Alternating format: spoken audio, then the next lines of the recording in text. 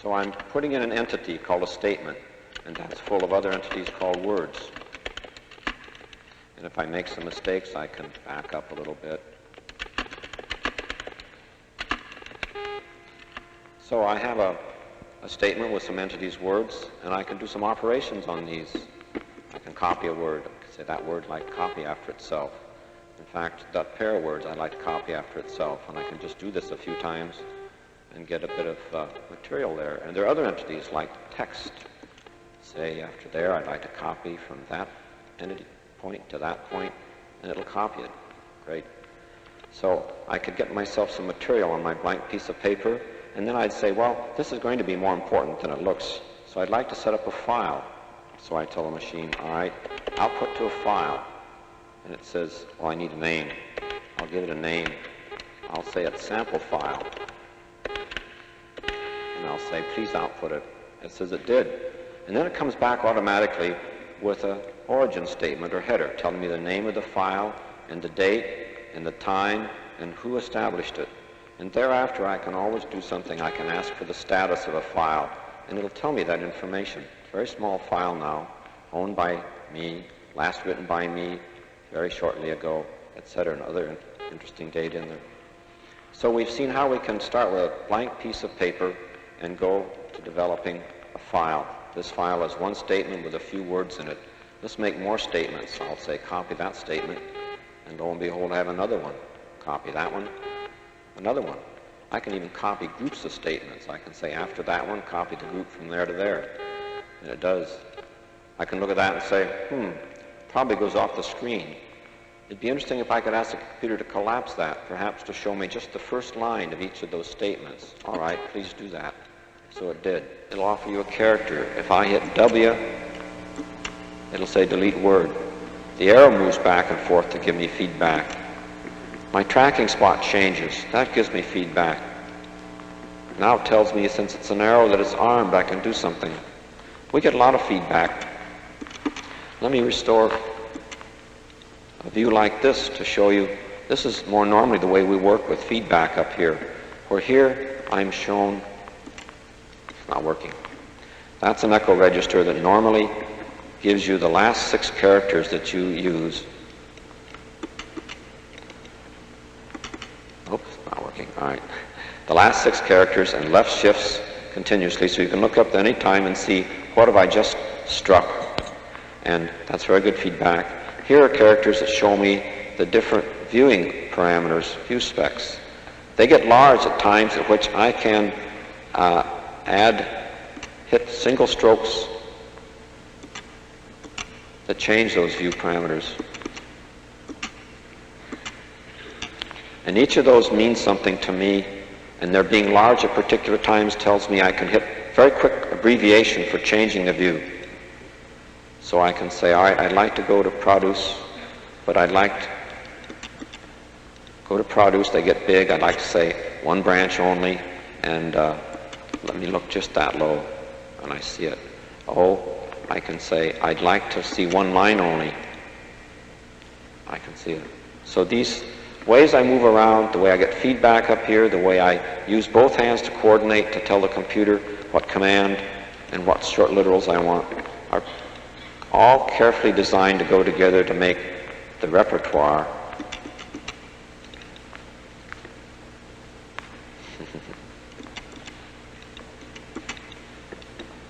Other things we're going to talk about very quickly are the range of activities underneath in our program. And I will just go very quickly through these then. A service system development and user system development to talk about those a bit only requires me to establish a distinction between those two kinds of a system. Really, we've taken to splitting the overall man-computer system into this dichotomy of these two systems, where the service system is what appears at the terminal. When I push this button, I get that response. When I do this, I get that. It's the repertoire of commands and the services that organization of software and hardware and sometimes people gives to me. the user system is what's beyond that. Given all that, what do I do with it? What kind of conventions for leaving messages and for using the content analyzer and for organizing our files, and how do we use the links and the keyword thing? User system there, and this is something that is kind of a new element in systems research that we're trying to establish well, so that we can integrate that kind of user system work where the people's methods, the concepts they use, the procedures, the skills, all are developed in coordination with the kinds of tools that they have. Within our bailiwick, then, we also have an explicit activity we call management system work, where we are taking some project money and developing our own set of management tools to help us manage these 17 people and all these diverse activities in this complex system. And so we are beginning to develop some of those, and we'd be happy to talk to you about those during open house. And a forthcoming involvement is this ARPA computer network, the experimental network that's going to come into being in its first form in about a year and end up sometime later with some 20 experimental computers in a network. And they hope to be able to transmit across the country with bandwidths of something like 20 kilobits per second, delay times of less than a tenth of a second, which would be enough so that I could be running a system in Cambridge over the network and getting the same kind of response on a CRT. And it may be that people there, yeah, the next time we have a conference in Boston, I'll try this from there. And in that network, we're going to try to develop a special service to provide network information, relevant network information for people, for the kind of information that it takes to operate such a network.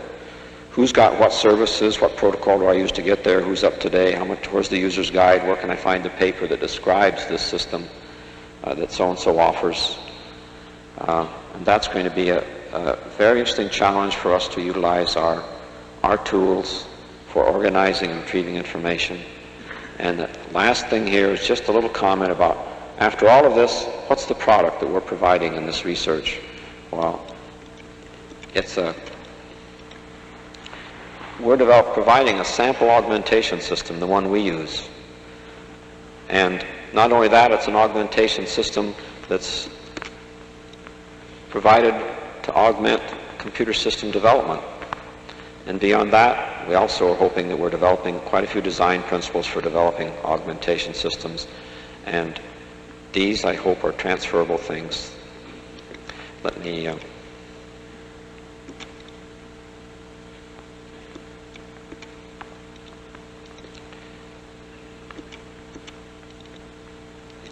I'd like to close and give you some description of the support we've gotten from the different people to produce this and to acknowledge that. And back in Menlo Park, we've got quite a team of people surrounded by quite a bit of equipment that have been busy listening to us and trying to control and switch. And these monitors are up here where all the displays went. The cameras went for some use, and the displays go here so that they can monitor the different signals and switch and send us what one we want. All right, and I particularly want to give appreciation to Bill English, who has not only designed all of the hardware, or been responsible for the hardware and software development that gives us our service system over these years, but in the last few months put together the considerable network of intercoms and video switching and controls and mixers, begged, borrowed, and stolen, that would provide this show to make it come off like that. To the supporting staff, Ed Vanderreet, Martin Hardy, Roger Bates, John Yarbrough, and Steve Pavola, who've just worked very, very hard to make all of this work out technically. Dave Evans in coordinating this and in managing the open house we're going to have. Don Andrews, Jeff Wilson, Bill Paxton for preparing and presenting the material there. And beyond this, too, we've gotten a great deal of support from SRI with general preparation support. Stuart Brand from Portola Institute has volunteered a good amount of time to help us. He was in that picture of people there. John Dusterberry of Ames Research Lab was very kind, saving our life by offering us the loan of this Ida4 projector. That's the machine that's projecting this video image up on the screen. We were just bowled over when we found out what sort of a display we could provide of what we're doing, and we very much appreciate the loan of that. And Gene Warren from TNT Communications, who handled this we retained him to come and help us be sure it worked, and he's just been a tremendous spark plug, running around fixing paging system for us and Tasker Instruments has done a lot extra work lately. The telephone company has done a great deal beyond what they needed to do too to fix this up once they found out what kind of a wild thing we're trying. And their video men yesterday were trying to help us out with phone circuits and all kinds of extra things. A very interesting credit to bring up next is Herman Miller Research Company. This is an affiliate of Herman Miller Furniture Company. And why are they connected with a computer show? Well, they've been bringing out some new office furnishings, and we've been very much interested in developing the whole environment for people working in a different way, and that means walls, desks, surfaces, console, and everything. We got so attracted to their line that they've started working to help us equip offices and study it like that. And one of their designers, Jack Kelly, came one day and spent a day working with us about our ideas about our control consoles as being separated from display consoles, and ended up making this on a chair that I can get up, move around, and sit down, and swivel, and rock, and lean back, and work. Very relaxed. So I think this is a very exciting stage. We've just gotten it. And in our open house, we have a full office that's equipped like this with this kind of a console that we're very excited about, and we invite you to come to. And without being formal, I'd like to really say that I'm backed up by a really very tremendous team of these 17 guys who have caught the spirit of putting on this show tremendously and have just done an overwhelming job about putting it all together, and about backing me all these years in this wild dream of doing this sort of thing. And they're all catching fire, and I want to just tell them all right now, I owe them a lot. And a very final credit goes to my wife and daughters who are out here, to whom I'd like to dedicate this whole presentation because of what they've put up with over these years, with a husband that dedicated in a monomaniacal way to something very wild. And so this whole presentation is dedicated to you four people there. And I thank all the rest of you very much for coming to the dedication ceremonies today.